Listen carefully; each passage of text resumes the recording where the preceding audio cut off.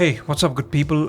Tricoban here, and in this video, I'm gonna do a quick walkthrough of the session file of my new single, High Spirits, which released a few days back on pretty much all the popular, audio streaming platforms. Spotify, Apple Music, Pandora, Deezer, Bandcamp. JioSaavn, you name it, it's available on pretty much everywhere. And if you haven't checked it out yet, please make sure you do. And without further ado, let's dive into the Reaper session right away.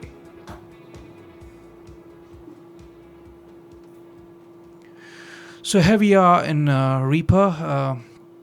I'm recording this, this commentary with this plugin called Voxengo Recorder, which you can see over here, and it's on my master bus. As you can see, I've disabled quite a few master bus plugins just to avoid latency, and the Voxengo Recorder is right at the end of the channel, which is helping me to record the commentary just so I can walk you through the entire session. So yeah, let's zoom out a little bit and give you a look of the broader picture, the bigger picture. We have the session somewhat organized. It's kind of organized unlike I am in real life. We have the tracks color coded. The drums and percussions are in saffron and orange. No pun intended. But yeah, they are in saffron, the drums, the tambourine and the shaker in a darker shade of orange. The bass is in blue, the guitars are in sky blue or turquoise, call it what you want to. There are a couple of crash cymbals which I have, colored purple. So are the impact and the whoosh, as I call it, the whoosh, which is just like a little sweep,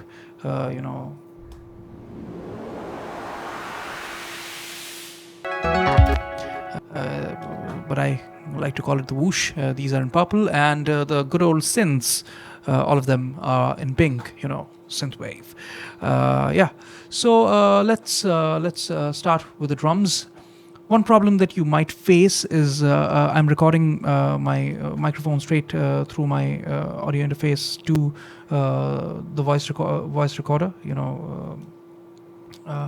the Voxengo Recorder, I beg your pardon, which does allow me to record the voice. Whatever's there in the DAW gets recorded here. A lot of people use it. Use the this application called Voicemeeter, which helps you to record your microphone in parallel. It didn't seem to work with the drivers of my audio interface for some reason. The problem that I'm running into is whenever I solo a track in place, like if you can see my kick drum right here. If I solo that in place, since the microphone track itself is a part of the session, what happens is if I solo one single instrument, immediately my microphone gets muted. Because that's how the DAW works. So at times it might switch over to the phone's audio, which might sound well inferior in terms of quality, but please bear with me. If you know a way to record your DAW and your microphone parallelly, please let me know. If you do know a way in which it's done without using the Voicemeeter, of course. Keeping all that aside, I hope that won't be a huge problem or anything like that. Let's just start with the drums. So first things first, first things first, I have quite a few muted tracks here, right underneath the synthesizers. These are nothing but the MIDI versions of the synths, right here. And this is the drums that I programmed on the RT7070 Beatmaker, which is like a pretty close emulation of the legendary Roland RP707, which is a fantastic sounding drum machine by itself, but I don't really own the piece of analog equipment. So if you do have a 707, by the way, you are extremely lucky and nothing like it. But what I found what was pretty close to the 707 was this the free piece of software. And yeah, this is pretty much what I used for the drums. It's a free plugin. You can download this in KVR Audio and pretty much all the other plugin downloading forums and websites. So let's just solo the drums and listen to it. I'll just introduce one element after the other. So let's just mute the rest. Start with the drums.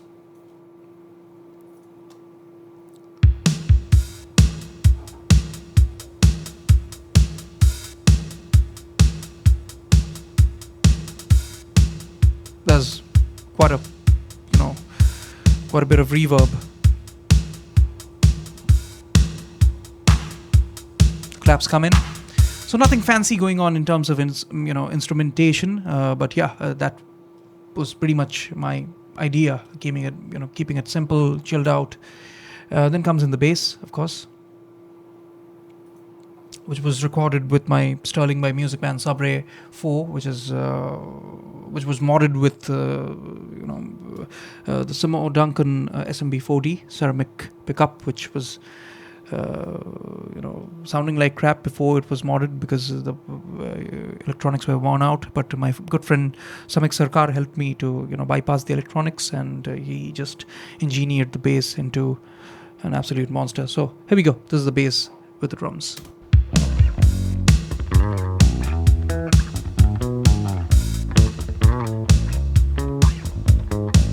Kind of like considerable amount of brightness in the bass.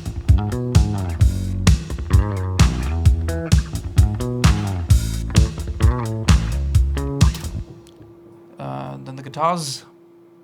We unmute the guitars as well.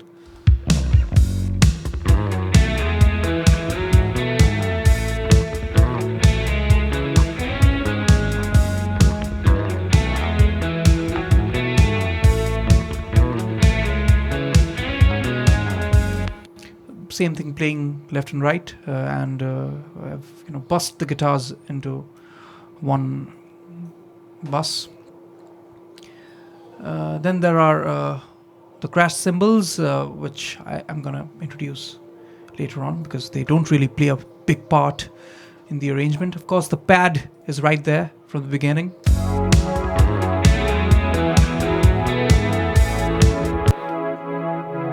There's a considerable amount of side chain going on in the pad. It's pretty audible.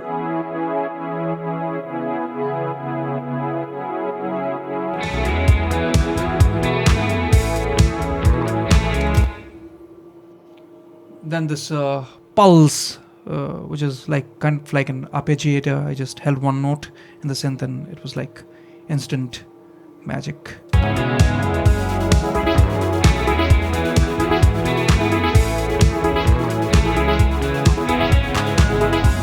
By itself.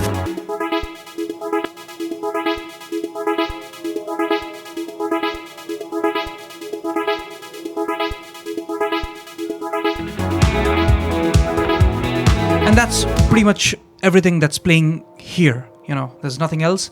Then there's a section where there's just the bass and the drums.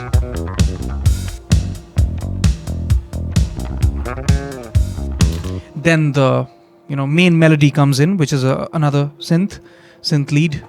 As a matter of fact, pretty much every synthesizer tone that I've, every synth tone that I've used in here, except for this Moog lead, has been rendered from the Tyrrell N6, and this is a fantastic synth by this company called Yuhi, who are also well known for their paid premium synthesizer called Diva. But pretty much all the synths except for this Moog lead right here that I used are all from the Tyrrell N6, which is a free piece of software. Just like the drums, I used a free software synth as well.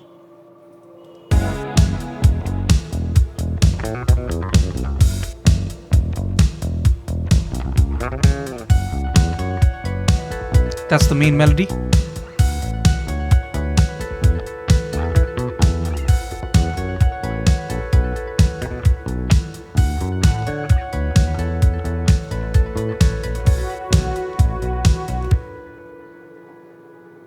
Fair amount of delay in the signal, in the synth, and then it's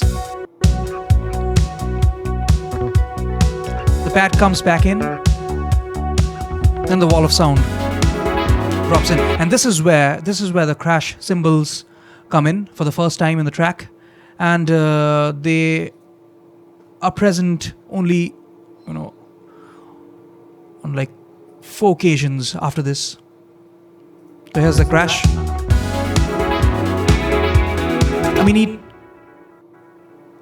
If you listen closely,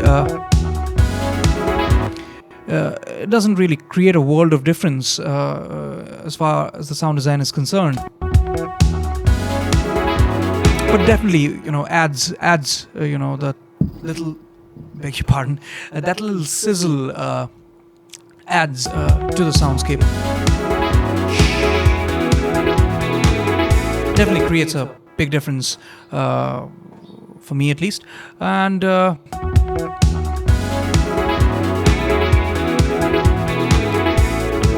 there's one different element. The first time the entire wall of sound kicked in, this is the thing that was missing. This particular lead.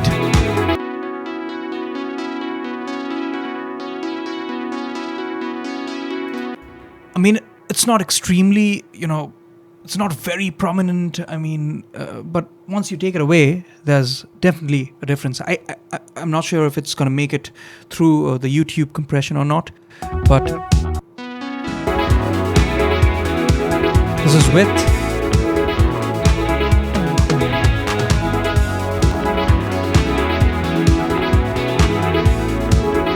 It's very subtle. It's fairly low down in the mix, but yeah, it definitely creates a difference. At least I can hear it here. So yeah, that kind of takes me to the second verse.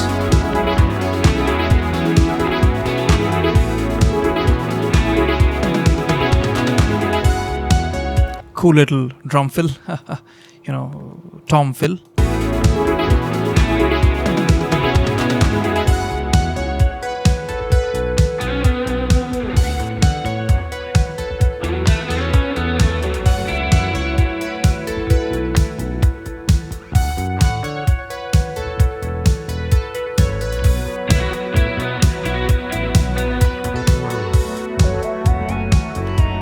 There's a new element. Of course, you can listen to the guitar fills, which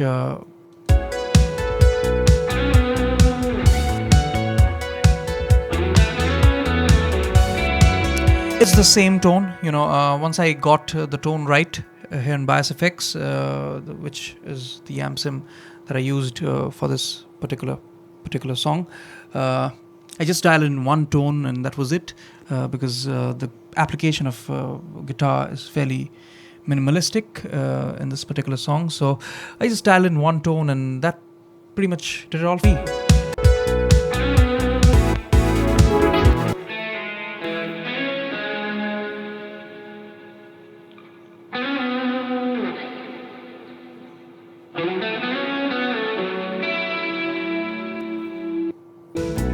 So same thing, panned left and right. Some more fills, and then right here there's a counter lead. There's a track called Counter Lead, which is kind of like doing a questions and answers thing with the guitar.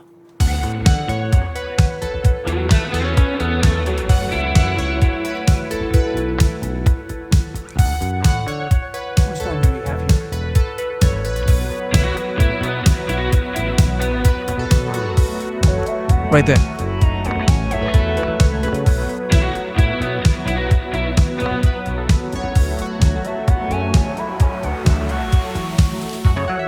as you listen to that, you might have noticed that it has a little bit of a. You can even see it right here. It has some pan automation going on. The first time it plays, it's panned 50% to the left, and the second time 50% to the right. And then the bass solo comes in, some tapped arpeggios on the bass.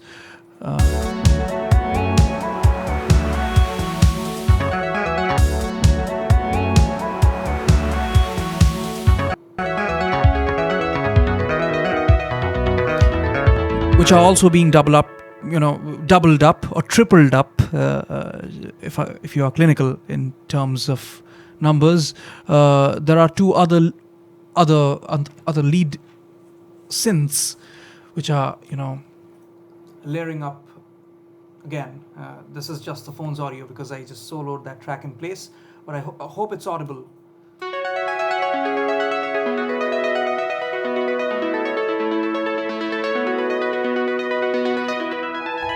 Playing the exact same notes of the tapped bass solo right there together.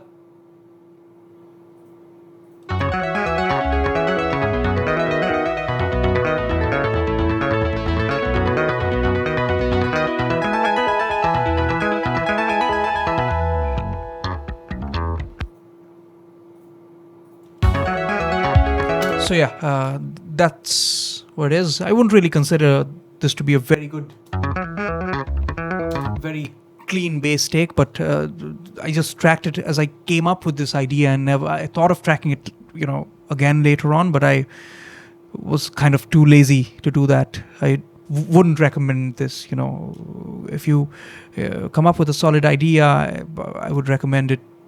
Recommend you to practice it over and over and over again, and make it clean in terms of how it's sounding sonically. I think it's workable. That's why I didn't really dump it, but I think this take could have been better somehow. But yeah, it works. So let's move over to the next section.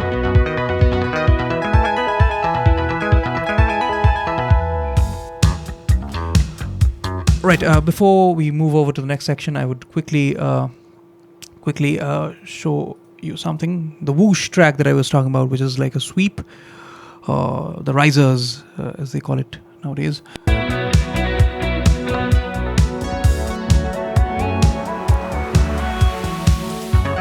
That kind of builds in to the bass solo.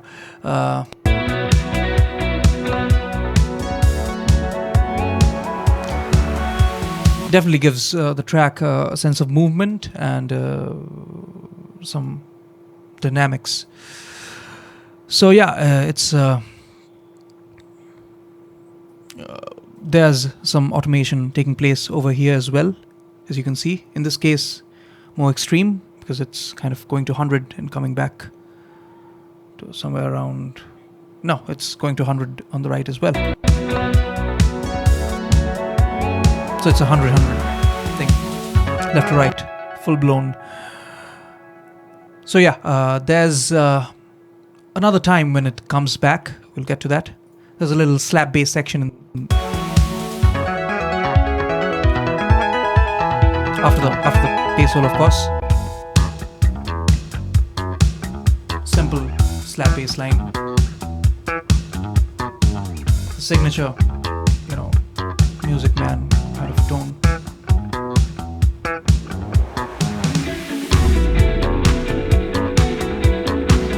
The bass lines were kind of, the ideas of the bass lines were kind of inspired by, bass lines by Bernard Edwards and, Freddie Washington. Very, Bernard Edwards-esque, Freddie Washington-esque vibes going on here. Kind of loved the way how disco bass players actually designed the bass in those records by Chic and Narada Michael Walden. I Should Have Loved You, played by the phenomenal T.M. Stevens, and I kind of took that inspiration and applied it to more of a chill pop, side of things, chill wave, chill pop, call it what you want to, indie electronica. It's all subjective. Then comes in the whoosh here again. Then there's the impact.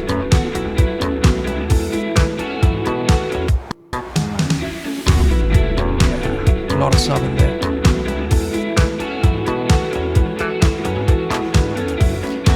And then there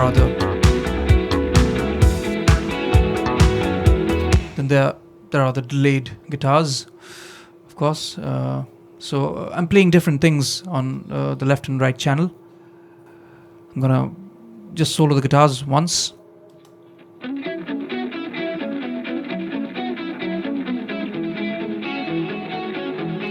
Just the left channel by itself.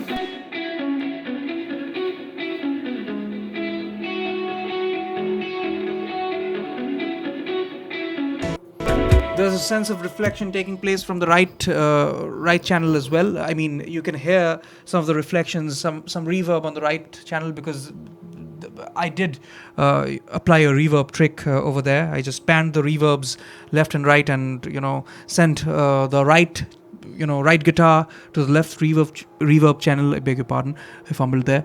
To the left reverb channel, and vice versa.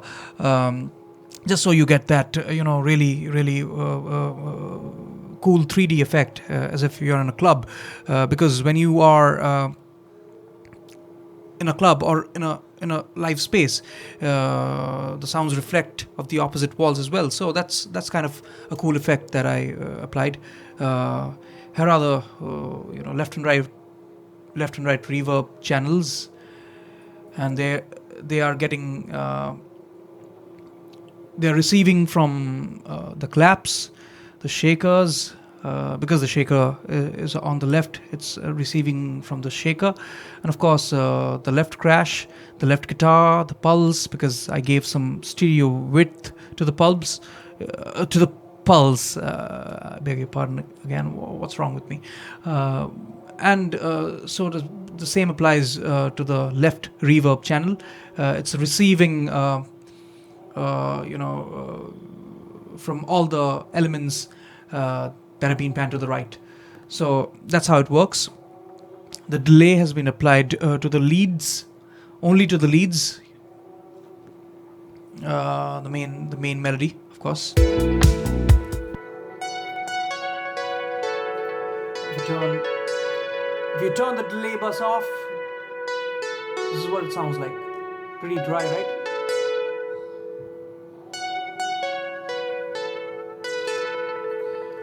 And then there's this lush delay coming in. Really cool.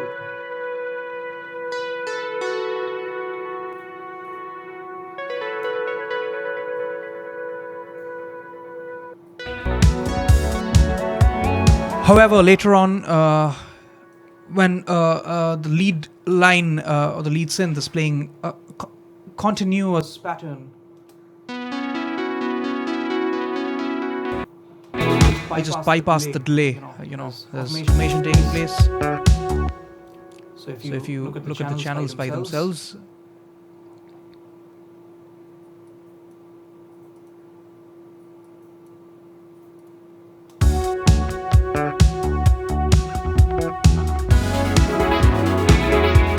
so yeah, the dry and wet knobs and the feedback knobs, they just come back to zero.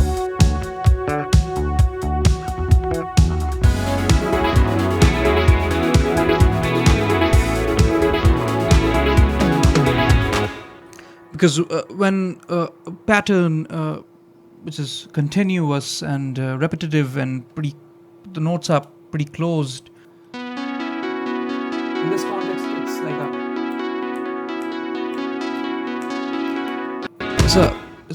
it's an 8-note pattern. But having said that, had I applied delay to that, it was sounding a little muddy and cluttered up. So I decided to bypass the delay. What else? That's pretty much the key elements of the song. And the final chorus. All right, I didn't mention the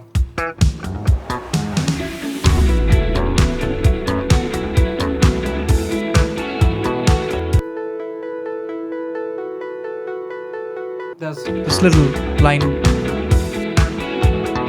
playing underneath, and there's this big ambient synth kind of sounding like a guitar. It's not a guitar, it's a synth. Another tone that I got from the Tyrell N6 by Yuhi.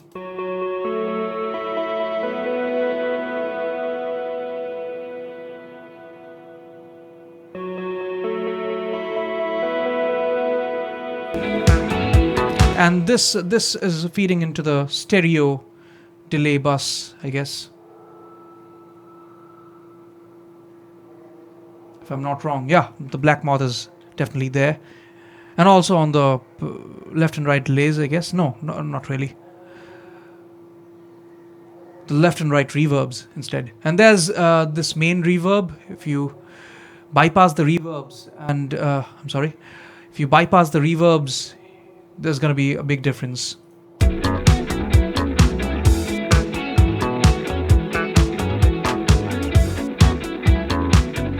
Sounding weird, right?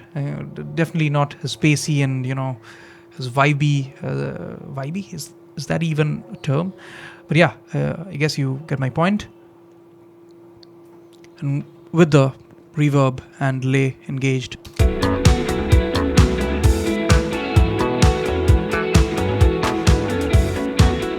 For the reverb, I used this large plate setting from Hverb, which is a plugin by Waves.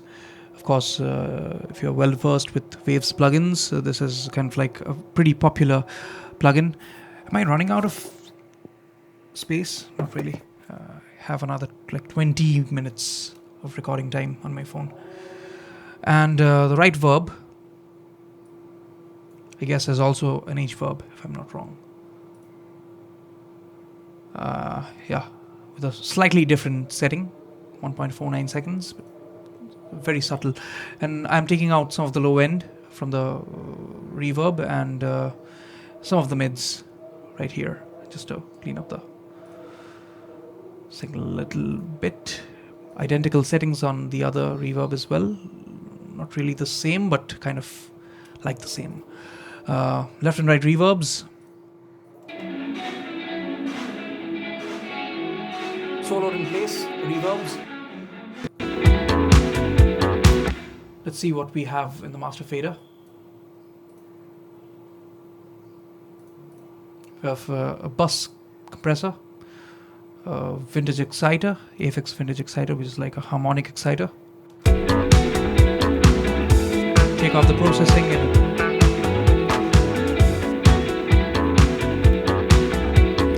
this definitely adds a lot of brightness and a lot of upper harmonics to the sound as a whole. I kind of like it. Of course, it all depends upon what you want as the end product, and kind of seemed to have worked for me. I'm not big audiophile or something like that. I just play around with these knobs and faders and just try to end up with a desired result, and guess this worked for me.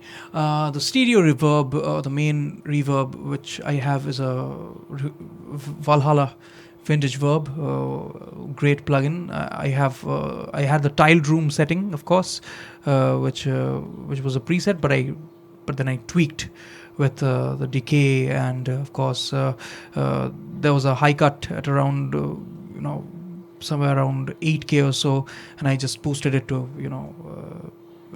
20K just in order to get that lush that thing.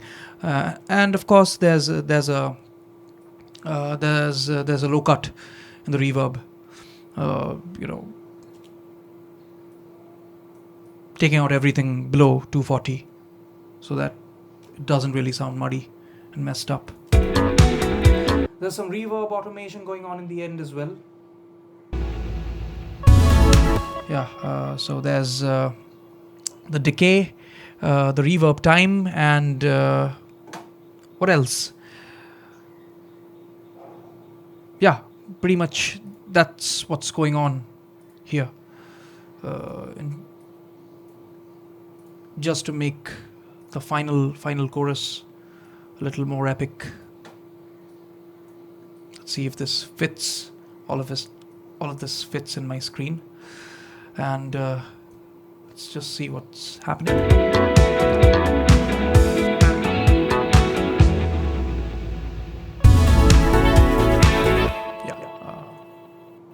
With the automation bypassed, it will definitely sound different, not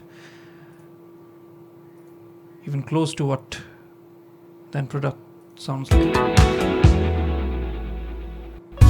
Dull, right? With the automation engaged. Yeah, that's the kind of vibe that I was looking for. And there's one extra element in the final chorus. Of course, these two lead synths are playing continuous lines. That line is coming back. That was right there. So it's pretty much the same.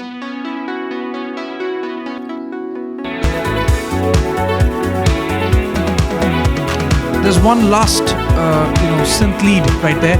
Now, before alright, let's just play it and I'll just explain.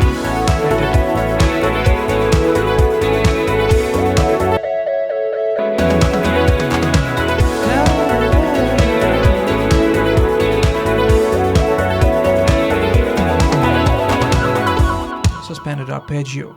So yeah, this is the only synth sound that I used that has been rendered from a premium VSTi, which is the Moog, the Mini V by Arturia, which is not a free plugin, but everything else, every other synth sound that I used, this entire track,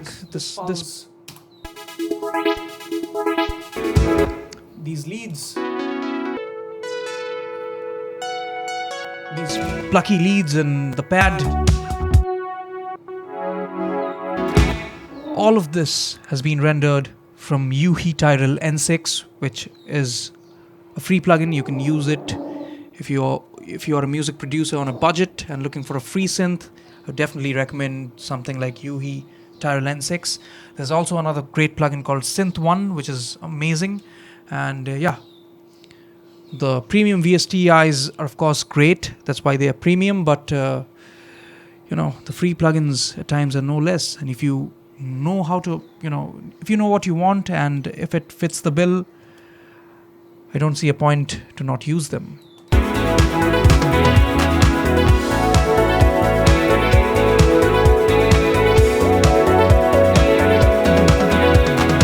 Yeah, that's pretty much what I did.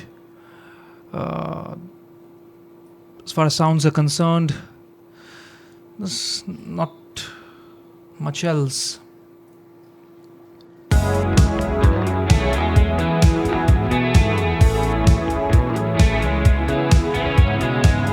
That's pretty much it. Yeah. In terms of the processing that I used, the overall drum bus, let's see what I used here. Some compression going on here, some EQ, taking out the mids, just leave it. Some saturation to, excite the harmonics. In the kick, I used a little bit of compression, followed by some EQ, a couple of boosts, a couple of cuts, then filters, 22 and 8500. But just go by your ears. The numbers never really matter much. Whatever, guess there were some pesky frequencies in here.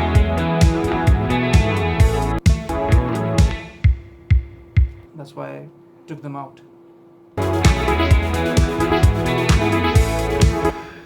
So yeah, as far as the processing and the snare is concerned, yeah, I didn't really finish the kick processing, did I? There's some EQ, there's R bass, to add some fatness and beef to the kick, you know. If you take it away, there's more snap to the kick, but I didn't really require that much of a snap, so that was a compromise that I could settle with.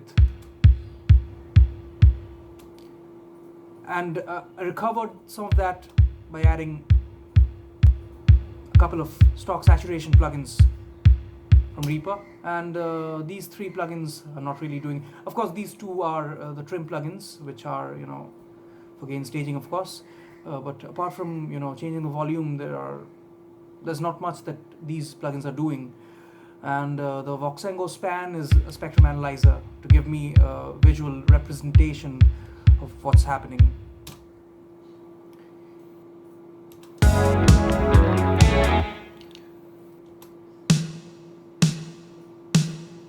As far as the snare is concerned, the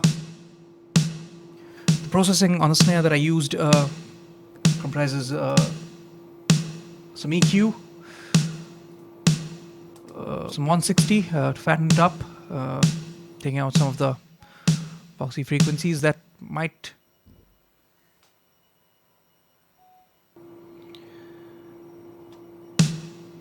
look like a pretty extreme move, but yeah, it sounded right to my ears, so ears over eyes, I guess. Some compression, some more compression, and some gain staging. As you can hear, there's a reverb going on in the snare, and the snare is actually being fed to 2 reverbs. One being the main stereo reverb, the Valhalla reverb that I just fed pretty much everything into, especially the mono sources. I fed into that reverb. Even the kick has a considerable amount of reverb, and then the snare is also getting fed into this gated reverb.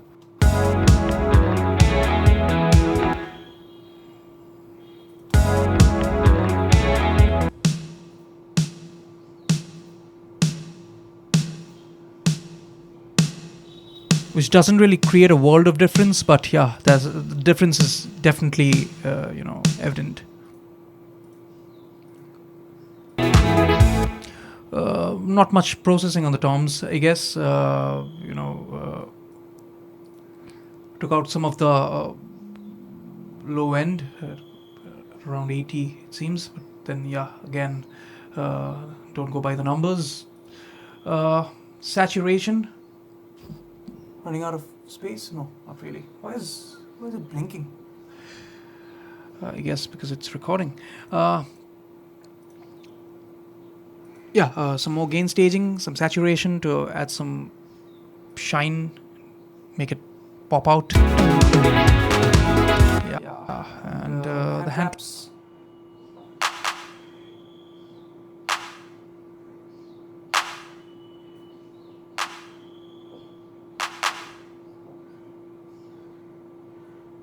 It's in the reverb, of course. As far as the processing is concerned, there's nothing, just gain staging. The hats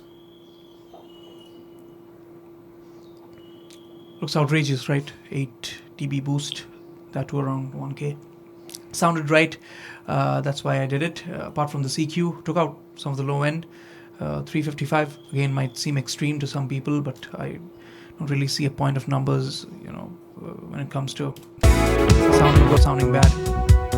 If I turn off the processing, pretty much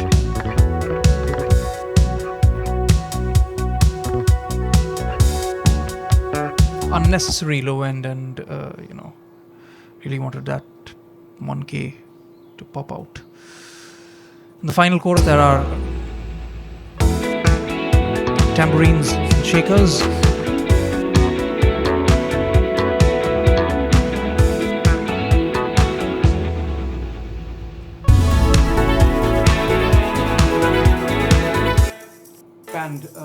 100% left and right,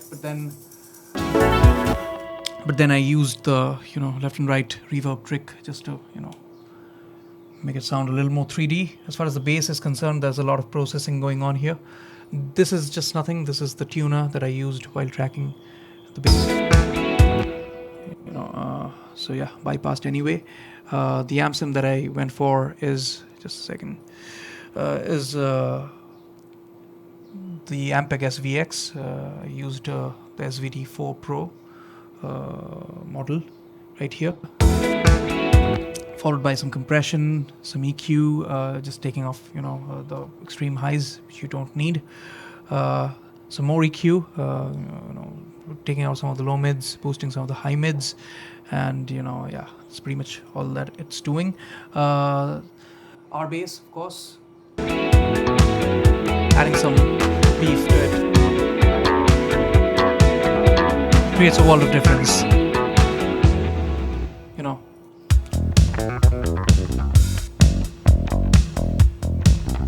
Just fattens it up a lot.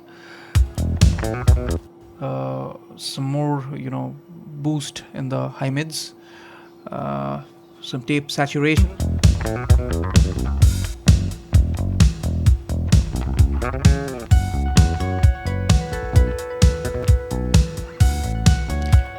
not doing much, but definitely adds a sense of warmth to it. Although a lot of people think that tape saturation plugins are tape machine plugins are basically snake oil, but yeah, kind of went for it. It definitely sounded different to my ears, so I went for it. Some multi-band compression taking place. Ducking out some of the mids here in the 300 to 550 zone with no makeup gain. Ducking out the boxy and muddy frequencies. And however, there's also compression taking place in the lower register, but there's makeup gain. Auto makeup is on right here. This is the stock multi-band compression of Reaper, by the way. Reax Comp is what they call it. And followed by that, some more saturation. God, I do really process the bass pretty heavily, and that kind of takes place in all my songs. And after that, some more compression. And there's another compressor which is basically not compressing this signal, but that's compressing the signal coming in from the auxiliary input L, which is like I'm sending the bass to this track, and whenever the I'm sending the kick to this track, and whenever the kick hits, the bass ducks just a little bit. Let me just solo the track and show you what's happening. I turn it off.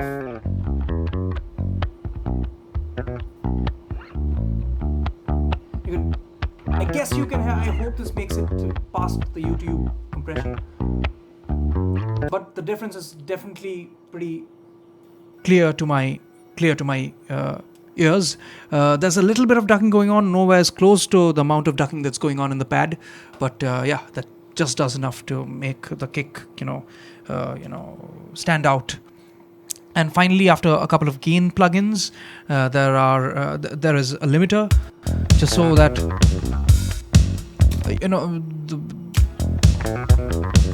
the intention behind applying the multi-band compression in the lower resistor and of course the limiter is to make the low end sit rock solid right there.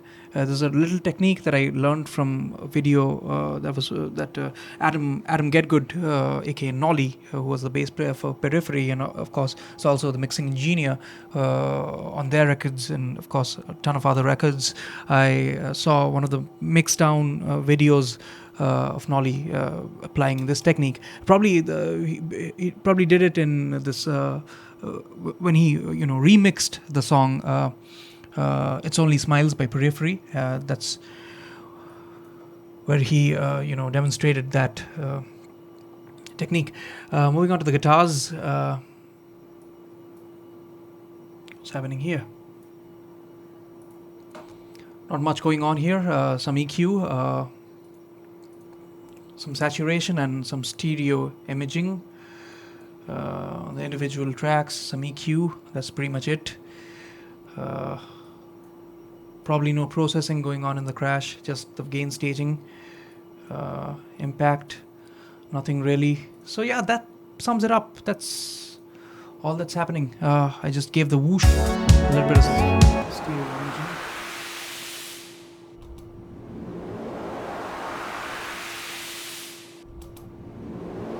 Again, subtle difference, not much, but yeah, definitely did enough. So that's pretty much it. How many times am I gonna say this? The pad imaging, I guess, some tape saturation, some more saturation to make it brighter, crisper, warmer, more adjectives coming on the way. Some imaging, of course, some gain staging, and then this, the recomp, just side chaining the hell out of it. As you can see there. If you turn it off, it's constant, doing nothing. Turn it on, it's ducking as the kick hits.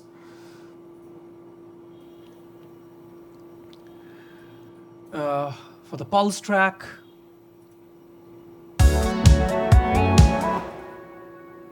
some EQ,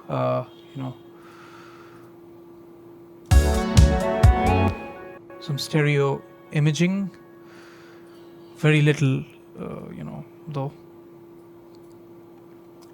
And on the lead tracks, some EQ, taking out the lows. Sparkle track, I guess it's pretty much the same. Oh, I'm feeding it through this red console. I wasn't even sure about using this. I was just learning. I saw one of the videos and on the internet, learning about these console emulations, and just for the sake of throwing it in. I don't think it creates a big difference though.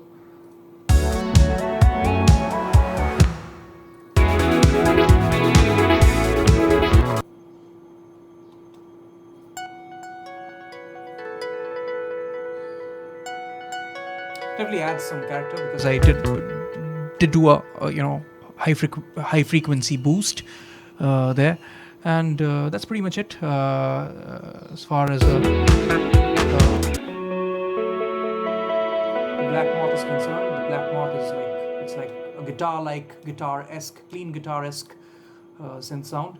I made it wider using some stereo imaging, and then some EQ, some saturation, more saturation, compressed it a little bit, make it, it's more of a tonal compression thing going on here, and some chorus to make it wider. The Tal Chorus is another free plugin, you can try it out, it's fantastic.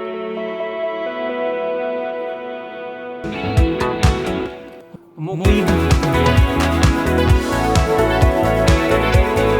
Took out the extreme highs and lows. Thought,